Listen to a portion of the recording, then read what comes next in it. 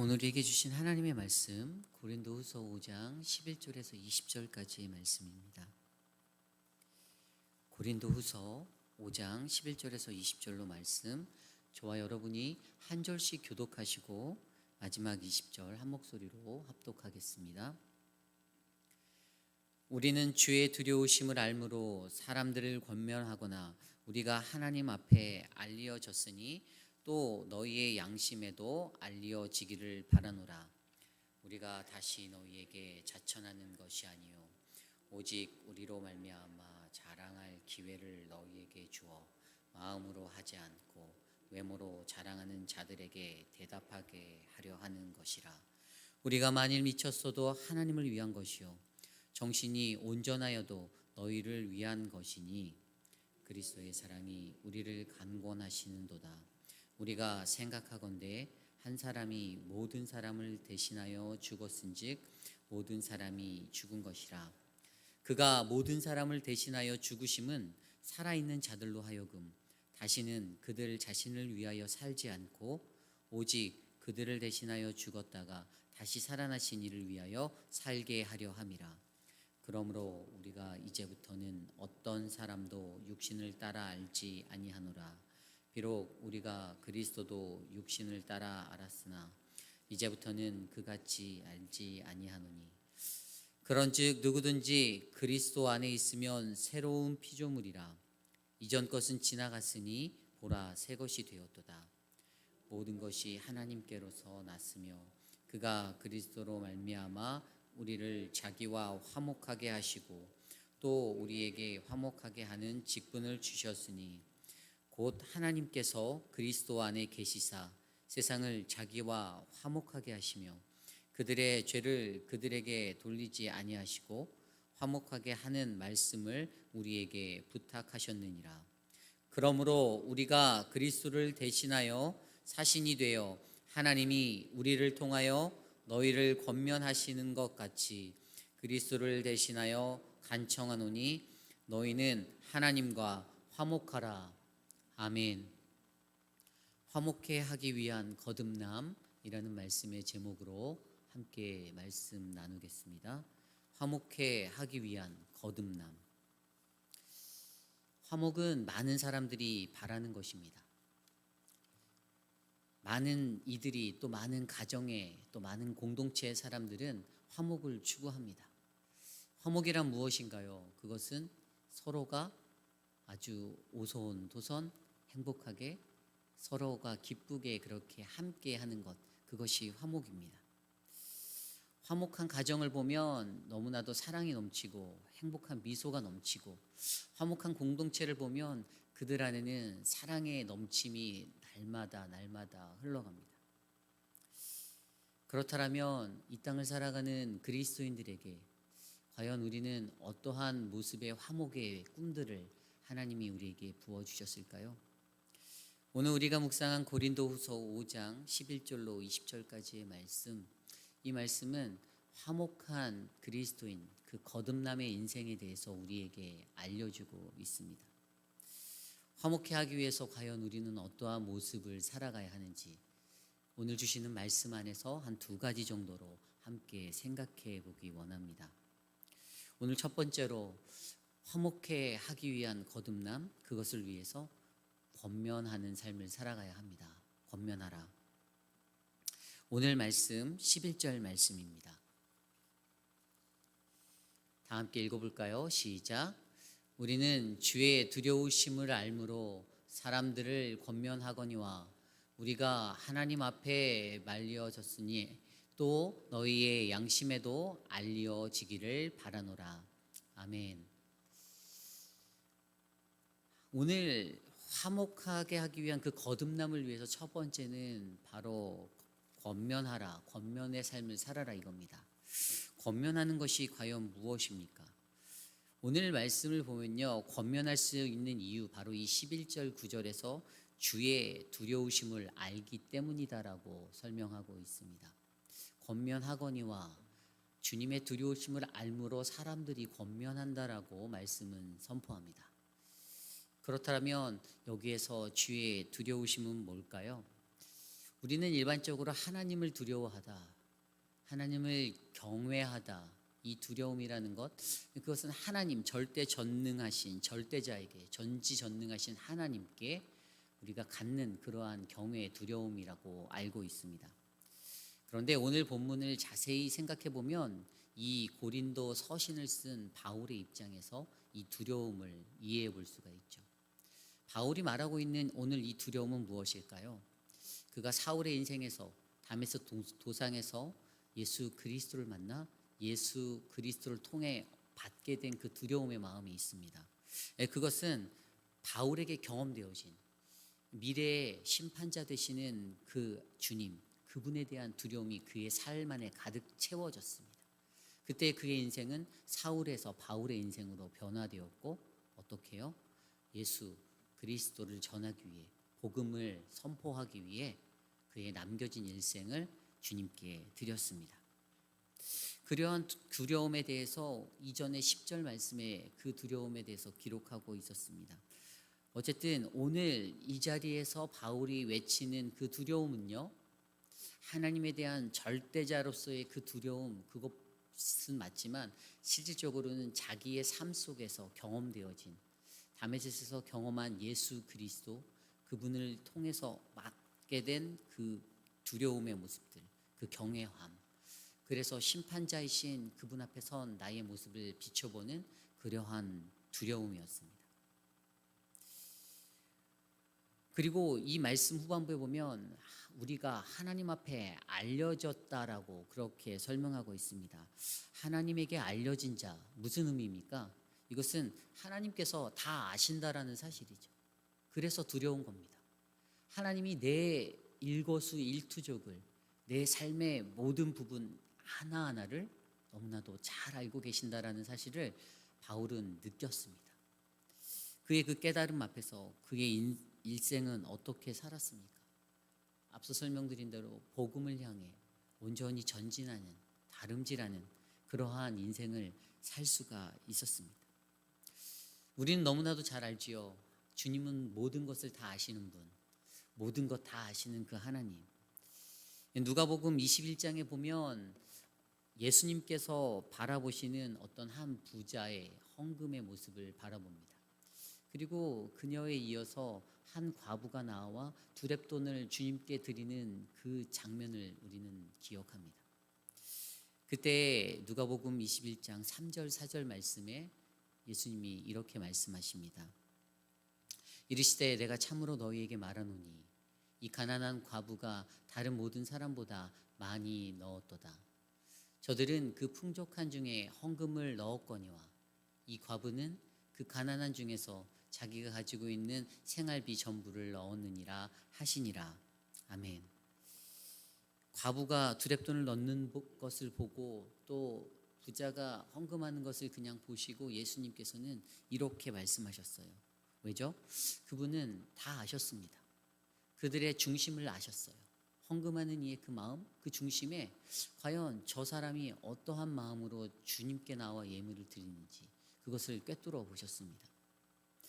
성경 속에는 이 외에도 더 많은 예수님의 독심을 꿰뚫어 보심, 모든 것을 다 아시는 것들이 많이 있습니다.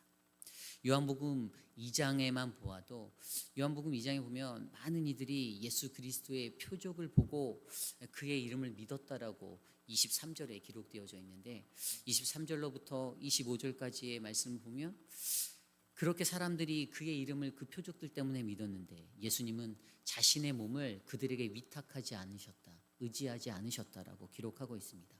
왜죠? 그 이유에 대해서는 그는 친히 모든 사람들을 아심, 그 속을 다 아시는, 모든 것을 아시는 분이기 때문이다라고 선포하십니다. 그렇습니다. 예수님은 우리의 모든 것을 아십니다. 저의 삶의 1분 1초의 모든 것도 다 아십니다.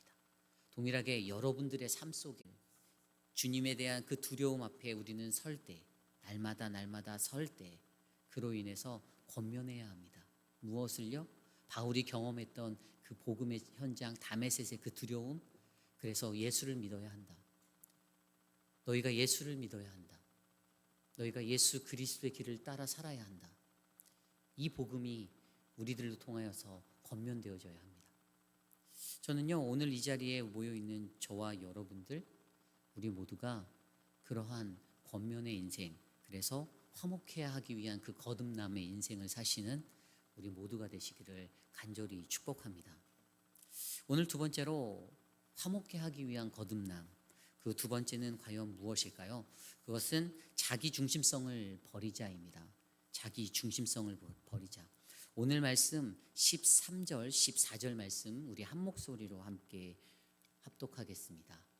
13절, 14절입니다. 시작. 우리가 만일 미쳤어도 하나님을 위한 것이요 정신이 온전하여도 너희를 위한 것이니 그리스도의 사랑이 우리를 강권하신도다. 우리가 생각하건대 한 사람이 모든 사람을 대신하여 죽었은즉 모든 사람이 죽은 것이라. 아멘. 아멘. 어떠한 말씀이 마음속에 가장 와닿습니까? 오늘 말씀, 이 읽은 말씀을 보면요, 13절 말씀을 통해서 바울이 버린 자기의 중심성을 우리가 이해할 수 있어요. 13절에 우리가 만일 미쳤어도 하나님을 위해 미친 것이다. 정신이 온전하여도 이것은 너희를 위해, 고린도인들을 위해, 너희들의 유익을 위해 그런 것이다.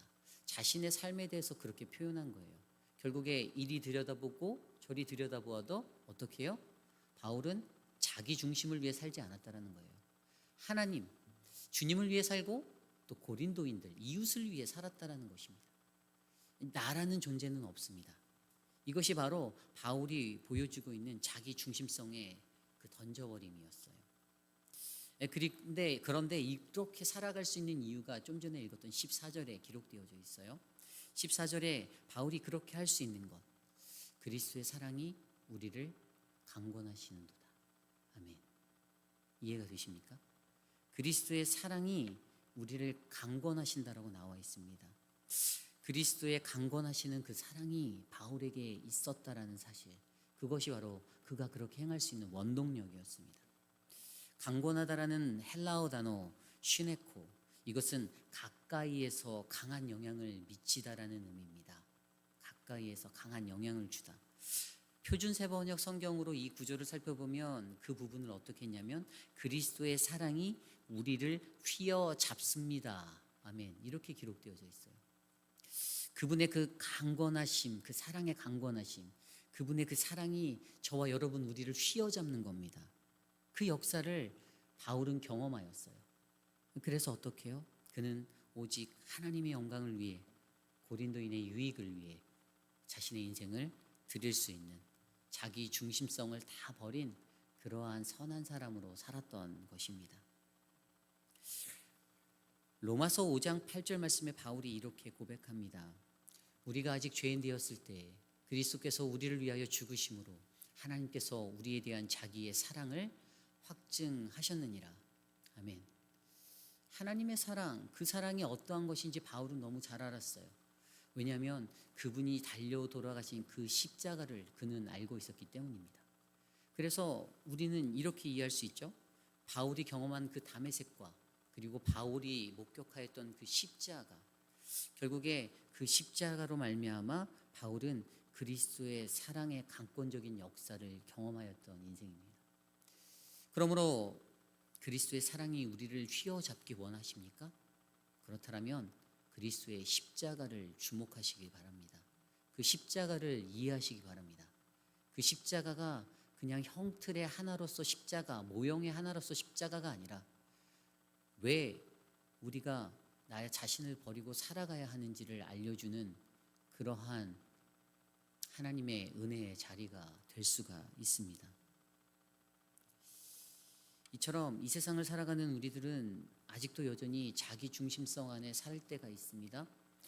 그럼에도 불구하고 그리스도의 십자가는 그렇게 못나고 그렇게 어리석고 그렇게 연약한 나에게, 저와 여러분 우리에게 능력이 되어 주시고 내 힘이 아닌 십자가의 보혈의 그 능력으로 이 땅을 살아갈 수 있도록 은혜 주시고 힘 주시고 계십니다. 예수 그리스도 그 한 분만의, 그 한 분의 죽음이 어떠한 능력이 우리에게 되어서 나타났나요? 오늘 말씀 14절, 15절 말씀입니다. 그리스도의 사랑이 우리를 강권하시는도다. 우리가 생각하건대 한 사람이 모든 사람을 대신하여 죽었은즉 모든 사람이 죽은 것이라.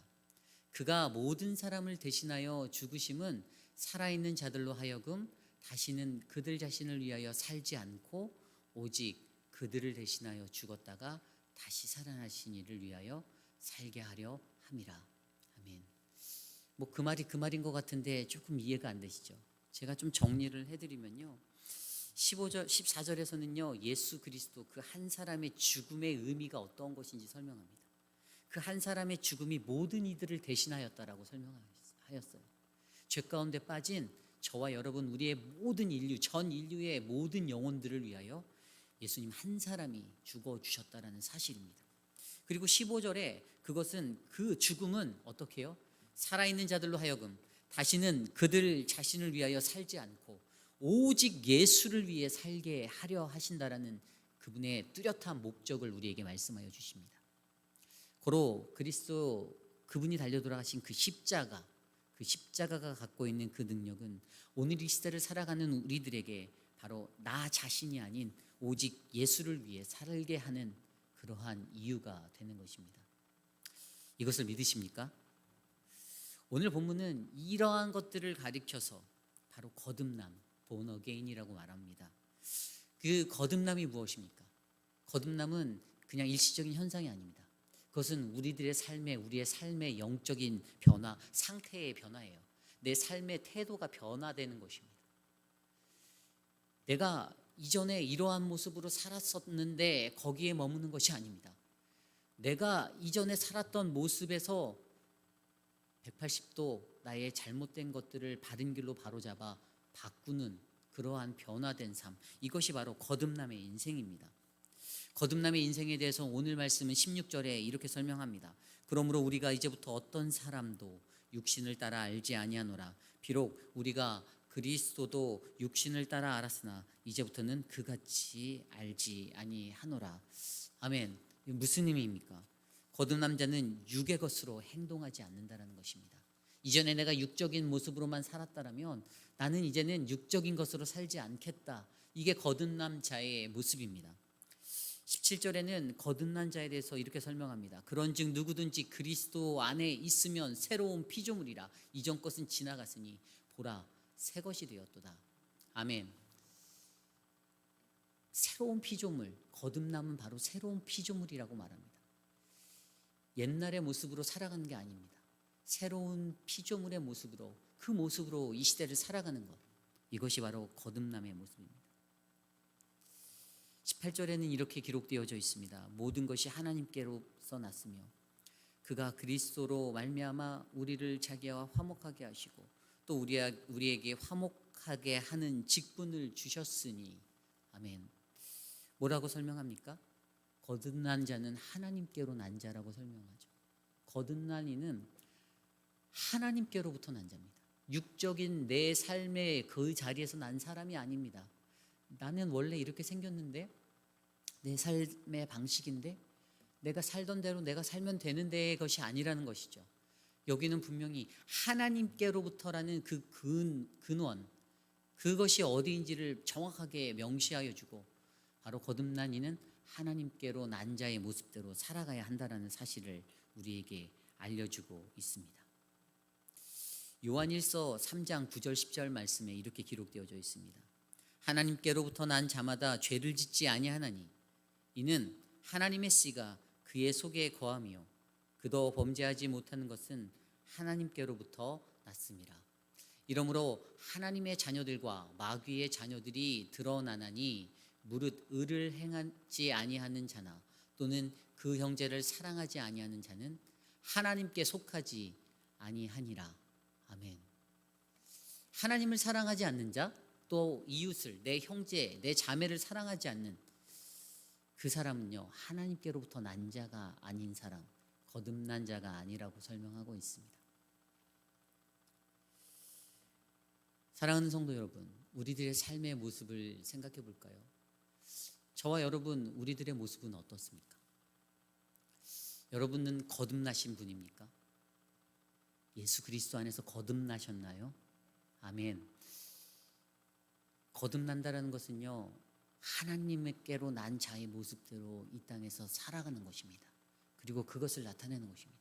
그것은 하나님을 사랑하고 내 주 되신 하나님을 온 마음과 정성을 다해 사랑하고 내 이웃을 내 몸과 같이 사랑하는 그 사랑의 실천이 반영된 인생, 그 삶이 바로 진정한 그리스도인, 바로 거듭난 하나님의 백성입니다. 우리가 이것들을 기억하셨으면 좋겠습니다.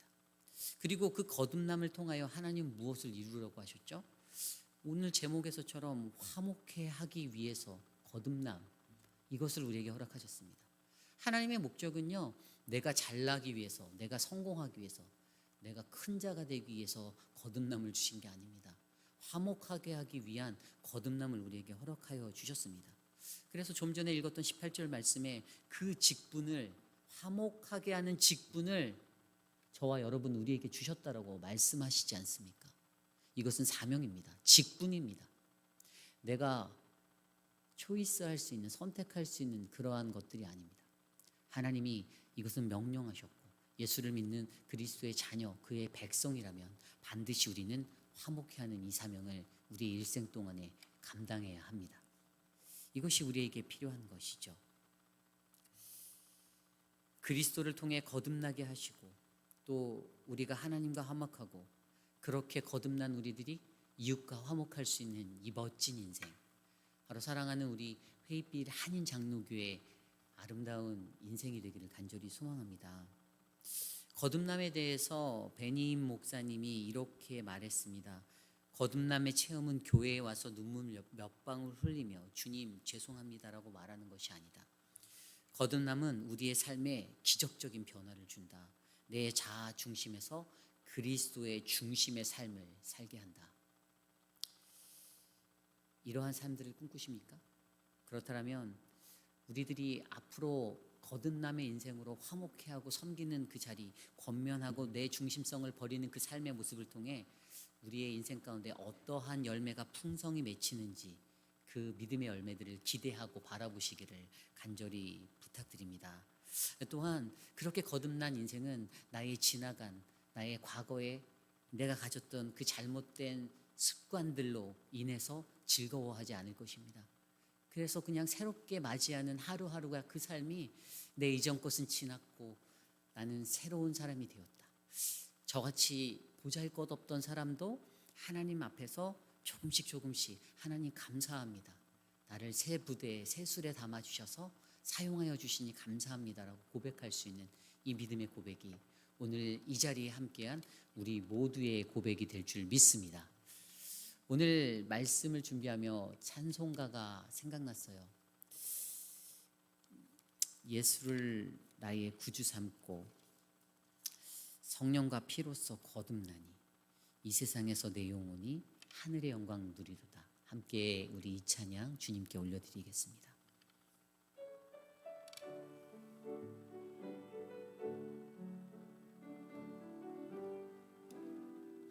예수를 나의 구주 삼고 예수를 나의 구주 삼고 성령과 피로써 거듭나니 이 세상에서 내 영혼이 하늘의 영광 누리도다. 이것이 나의 간증이요 이것이 나의 찬송일세. 나 사는 동안 끊임없이 구주를 찬송하리로다. 온전히 주께 맡긴 내 영, 사랑의 음성을 듣는 중에 천사들 왕래하는 것과 하늘의 영광 보리로다. 이것이 나의 간증이요 이것이 나의 찬송일세. 나 사는 동안 끊임없이 구주를 찬송하리로다. 주 안의 기쁨, 주 안의 기쁨 누림으로 마음의 풍랑이 잔잔하니 세상과 나는 간 곳 없고 구속한 주만 보리로. 우리 두 손 높이 들고 찬양합시다. 이것이 나의 간증이요, 이것이 나의 찬송일세. 나 사는 동안 끊임없이 구주를 찬송. 이것이 나의 간증이요, 이것이 나의 간증이요, 이것이 나의 찬송일세. 나 사는 동안 끊임없이 구주를 찬송하리로다.